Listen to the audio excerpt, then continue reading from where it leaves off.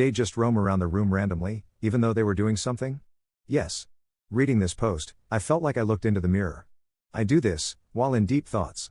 I'm usually roaming around trying to remember what I was doing / looking for before getting sidetracked doing / looking for something else. What is the best soju flavor you've ever tasted? Green apple. Grapefruit.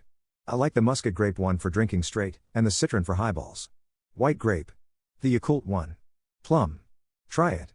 I'm going to be different and say citron. It almost tastes like lemonade. Peach. Lemon, apple, mango, strawberry, Yakult, peach in that order.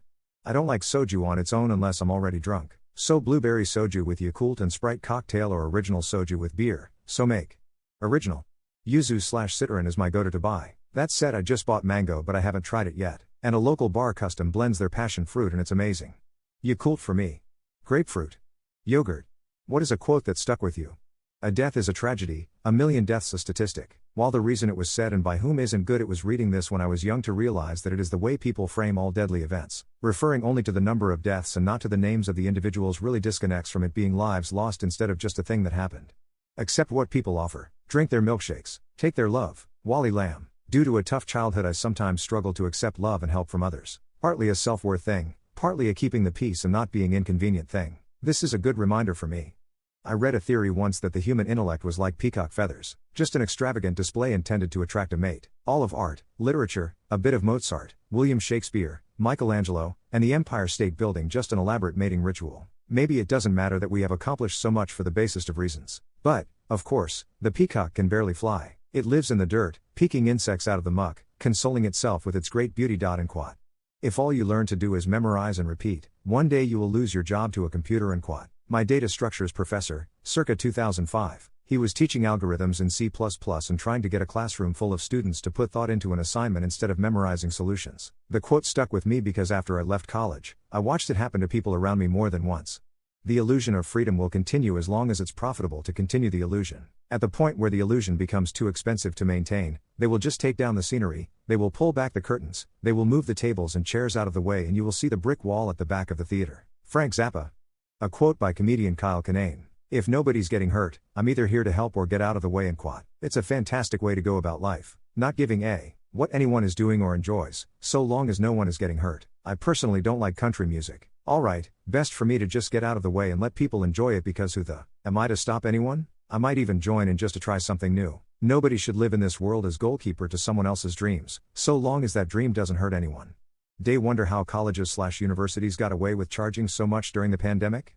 The maintenance on the buildings, the property taxes, the utilities, the insurance, grounds maintenance, etc., all of that had to still be taken care of, and it costs a ton.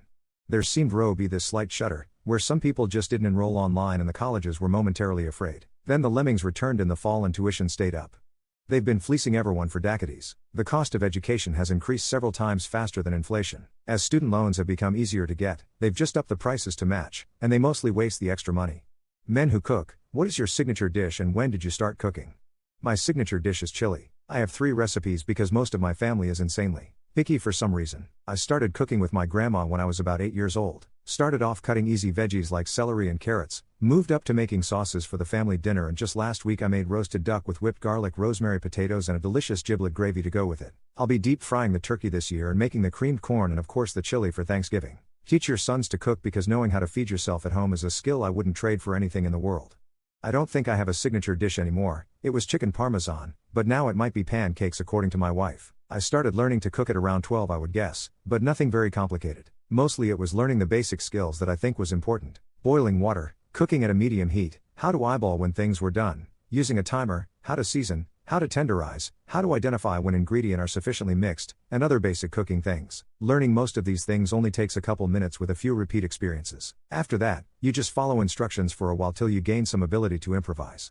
Chilaquiles, but I've got a few other staples that I can make. I started cooking in 2017. The plan was to start eating healthier and save money for our wedding. I ended up falling in love with cooking and now it's one of my favorite hobbies. In addition to it being fun, I think it's probably a good thing that I can cook meals and don't just rely on eating out and ordering delivery. It makes me feel like an adult. I also like that now that I cook, I have a better understanding of my own palate, and when I eat at a restaurant I think things like, oh, this is dill in it, that's a good trick, ! And quote. I've been cooking most of my life, but I started to really improve when I was cooking 3 meals for me and my grandfather a day. He's blind. He would always push me to improve on the most kind, encouraging way. It was always a wonderful reward seeing him enjoy the new meals I try to make. A dish I've been making a lot lately is baked spaghetti. My secret is putting cinnamon in the sauce. It brings out the sweetness in the tomatoes and adds a wonderful complex flavor along with some fresh onion in there. On top I put slices of Havarti cheese until it's completely covered, then sprinkle garlic salt Italian seasoning over the cheese layer before the bake. Men who had a sheltering childhood, how do you overcome the struggles of going into the real world? One word. Trauma.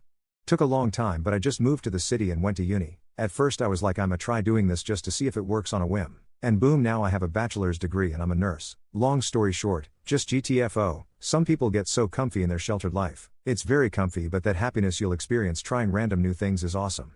Do my best to learn, usually the hard way. Hopefully I can teach my kids well enough that they'll be significantly further ahead in life by the time they're my age now.